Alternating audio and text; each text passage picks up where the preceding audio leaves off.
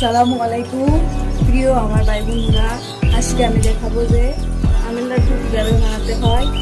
সম্পূর্ণ ভিডিওটা দেখাবো, আশা করি আপনারা আমার সাথে থাকবেন। আমগুলো ছোলানো হয়ে গেছে, এবার আমি টুকরো টুকরো করে নিব। এটা যার ইচ্ছা অনুযায়ী করতে পারবেন, গুটি দাও দিয়ে অথচ চাকু দিয়ে। আমি এই ধরনের মেশিন দিয়ে করে নিব, আপনাদের দেখাচ্ছি। আপনারা চাইলে এই ধরনের মেশিন দিয়েও করতে পারেন। এই দেখুন আমার আমগুলো কুচি কুচি করে কাটা নিয়ে হয়ে গেছে। এবার নিজের সুস্বাদ মতে চিনি আর লবণ 1 কাপ পরিমাণ চিনি দিয়ে নেবেন, এর বেশি দেওয়ার প্রয়োজন নেই। চিনি আর লবণ দিয়ে ভালো করে মিক্স করে নেবেন, নেওয়ার পরে 30-40 মিনিট ঢেকে রেখে দিবেন। আমের লাড্ডু সুস্বাদ করার জন্য যে কটা প্রস্তুত লাগবো আমি আপনাদের দেখাচ্ছি। 4-5টা পানমরিচ দিবেন, কালো জিরা দিবেন 1 চামচ পরিমাণ, তারপর 1 চামচ পরিমাণ জিরা দিয়ে নেবেন। আরো 2-4টা বস্তু লাগছিল, হাতের নাগালে নাই তাই দিবা পেলাম না, আপনারা দিয়ে নেবেন।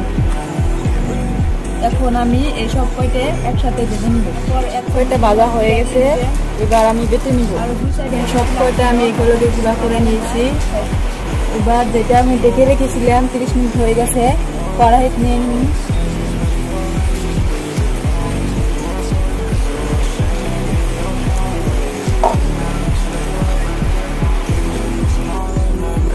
এভাবে রেখে দিবেন। তারপর 1/2 চামচ পরিমাণ হলুদের গুঁড়ো দেবেন, 1/2 চামচ পরিমাণ মরিচের গুঁড়ো দেবেন। এবার মেখে নেই।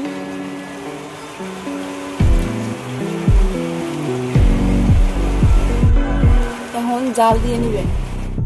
আমাদের আমের লাড্ডু পড়ায় হয়ে গেছে, এখন এই গুঁড়াটা এর সাথে মিক্স করে নিব।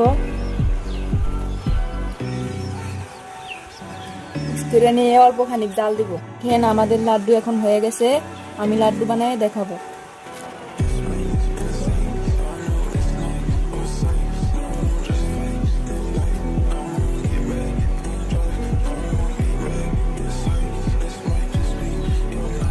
দেখেন আমাদের লাড্ডু হয়ে গেছে, বহুত সুস্বাদ লাড্ডু।